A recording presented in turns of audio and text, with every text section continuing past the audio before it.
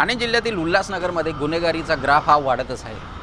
अनेक प्रकारचे गुन्हे या काही महिन्यात सातत्याने घडत आहेत। अशीच एक घटना सचदेव नगर येथील ममता अपार्टमेंटच्या इथे काल रात्री घडली, ज्यामध्ये एका तरुणावरती 4 तरुणांनी चाकूने हल्ला करून घायल केलं। ज्यामध्ये एकाने प्रथम गायकवाड या तरुणास मानेवर त्याला चाकूने वार करून त्याला गंभीररित्या जखमी केले।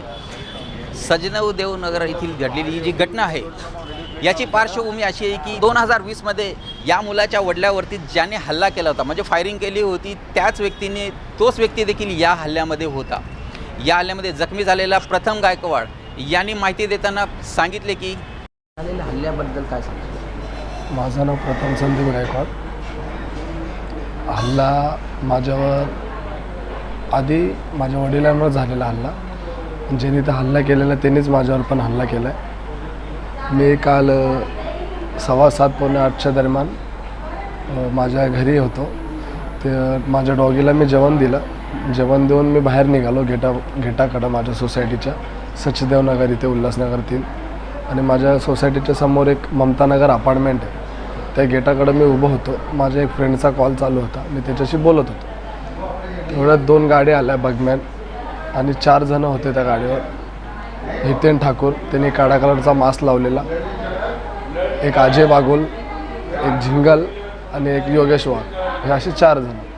तर जसंच तर मी माझ्या फोनवर त्या साईडला बघून बोलत होतो, तर हितेननी जोरात ओरडला की इथे इधर खडा आहे। तुम्ही जसं त्याच्याकडे बघितलं, तो चालू गाडीतून उतरला आणि त्याने डायरेक्ट चाकू काढला आणि माझ्या पाठीत पळ सुटला, धावत माझ्या पाठीत। तर मी माझा जीव वाचण्यासाठी पुढं पळत गेलो सोसायटीमध्ये, आणि पुढं जाऊन एकदम एंडला बघितलं तर फक्त बिल्डिंग होती तिथं। त्याच्या पुढं पळायला मला जागा नव्हती।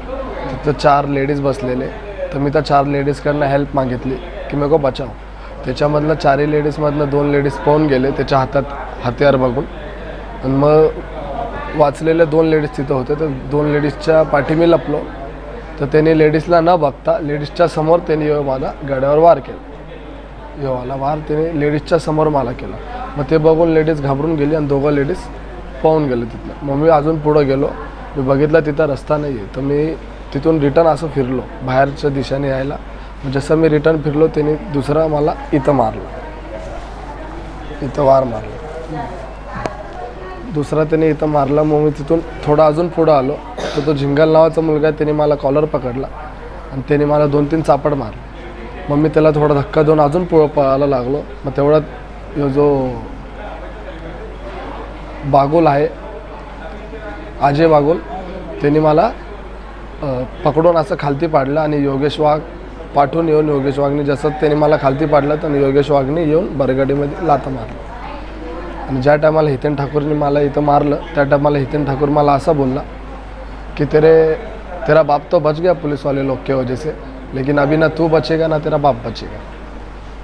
यामध्ये पोलिसांची भूमिका, पोलीस आले होते? हा, पोलीस जसंच माझ्यावर हमला झाला, म्हणजे 2 मिनटात जसे ते तिथून निघाले, त्याच्या 2 मिनटाने सगळे पोलिस आले, आणि इथं पण आलेले। सकाळपासून येत जाय चालूच आहे त्यांचं। गुन्हा दाखल झालेले ते पप्पांना माहिती। या घटनेने असेच प्रदर्शित होते की उल्हासनगर शहरामध्ये गुंडांना कायद्याचा कुठल्याही प्रकारे कायद्याची भीतीच राहिलेली नाही। आता पोलीस प्रशासनाने देखील अशा गुंडांवरती प्रतिबंधक कारवाई करून त्यांना शहरातून तडीपारच करावे।